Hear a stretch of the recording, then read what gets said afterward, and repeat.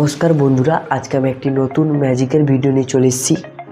আমার কাছে একটি ফটো ফ্রেম আছে। ফটোর মধ্যে জাদুকর উপরে দাঁড়িয়ে আছে খাঁচার উপরে, আর তার খাঁচার ভেতরে একটি বাঘ আছে। সবাই তো বাঘকে ভয় পায়, এই জন্য আমি খাঁচার ভিতরে রেখেছি বাঘকে। এই বাঘকে আমি খাঁচা থেকে যখন পারে বেরোতে পারে, খাঁচা যদি ভেঙে বেরোতে পারে, এই জন্য বাঘকে আমি ভ্যানিশ করে দেবো। ভ্যানিশ করার জন্য একটি জাদুর লাঠি নিয়ে নেব। জাদু 3বার মন্ত্র বলব, ফোকাস ফোকাস গিলিগিলি চু, ফোকাস ফোকাস গিলিগিলি চু, ফোকাস ফোকাস গিলিগিলি চু। 3বার মন্ত্র বলে নিয়েছি।